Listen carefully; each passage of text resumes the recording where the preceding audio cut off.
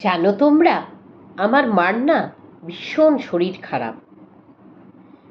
থেকেই বমি হচ্ছে, গা গুলোচ্ছে, মাথাও ঘোরাচ্ছে, কিছুই খেতে পারছে না।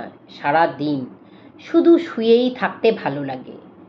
এত রকম শরীর খারাপ হলো যে মা দুর্বল হয়ে গেল। এরপর মাকে নিয়ে ডক্টরের কাছে গেল। জানতে পারল মার এত শরীর খারাপ কেন। আমি যে মায়ের পেটে এসেছি, সবার মনেই খুব আনন্দ। আর মা, সে যে একটু একটু করে অনুভব করছে আমাকে, আমি এখন কি করছি, কি অবস্থায় আছি, প্রতিটা পদক্ষেপই মা লক্ষ্য করত।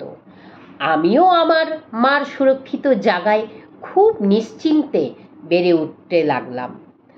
আমার মা যখন খায়, ঠিক আমিও তখন খাই। আমার মা যখন ঘুমায়, ঠিক আমিও তখন ঘুমাই।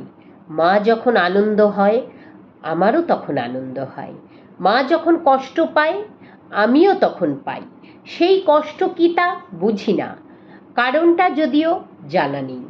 এইভাবে প্রতিটা মাস যাচ্ছে আর আমিও বড় হতে লাগলাম। আর আমারও মার আরও অনেক কষ্ট বাড়তে লাগলো।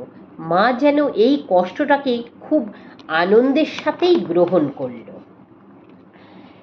দেখতে দেখতে দিন যায়, মাস যায়, চলে এলো সেই খুব সুন্দর সময়। মা কাঁদছে, খুব কষ্ট পাচ্ছে। বাড়িতে হুলুস তুলুস সে কি কাণ্ড। মা কষ্ট পেতে পেতে পেতে পেতে এলো সেই সুন্দর মুহূর্ত।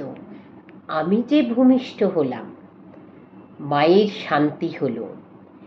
এতদিন একভাবে ছিলাম, আর এখন চারিদিকের এত কোলাহল, এত আলো, এই সব কিছু যেন ভালো লাগছিল না। ছিলাম এক নিরাপদ স্থানে, এখন আবার এলাম কোথায়? তাই কাঁদছি। মা তো আমার কান্নায় খুব আনন্দ পাচ্ছে আর কোলে তুলে আদর করছে। এই শুরু হলো মার সাথে আমার সুমধুর এক প্রেমের বন্ধন।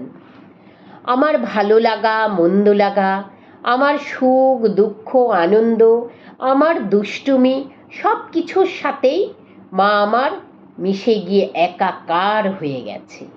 সে যেন এক আত্মা, এক প্রাণ, যেন কোটি কোটি জন্মের এক মিল বন্ধন।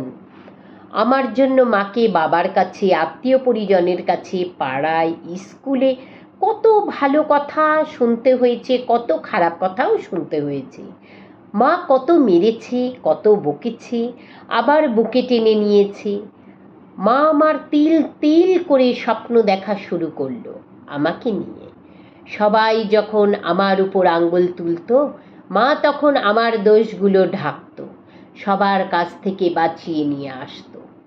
আমার যখন শরীর খারাপ হতো, মা আমার রাত দিন এক করে দিত, যতদিন না পর্যন্ত আমি ভালো হতাম। কত রাত জেগে থাকতো, কত দিন রাত কঠোর পরিশ্রম করে আমাকে পড়াতো।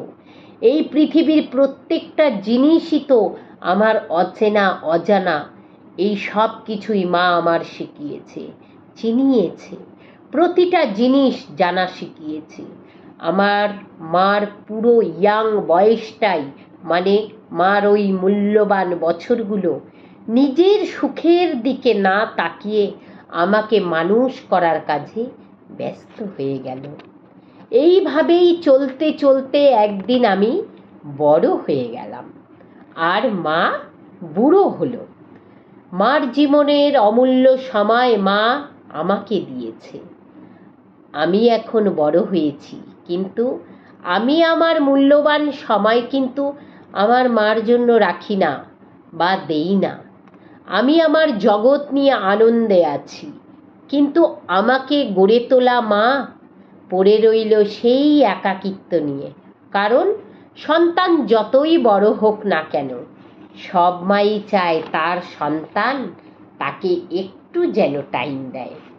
এই পৃথিবীর বেশিরভাগই সন্তানের সারা দিনের রুটিনের মধ্যে মাকে টাইম দেওয়ার টাইমটাই যে থাকে না। তাই আমরা আমাদের সারাদিনের কাজের রুটিনের মধ্যে কিছুটা সময় যদি মার জন্য রাখি, মার সাথে প্রতিটা ভালো লাগা মন্দ লাগা শেয়ার করি, তবে পৃথিবীতে এমন কোনো খুশি নেই, আনন্দ নেই যে মার আনন্দের এবং খুশির উপরে যেতে পারে। সন্তানের দিকে তাকিয়ে যে খুশির বন্যা বয়ে যাবে এবং সরল মুখের নিষ্পাপ হাসিটা যখন ঠিকরে পড়বে, সেটাই হবে জীবনের মানুষের মতো মানুষ হবার বিচার।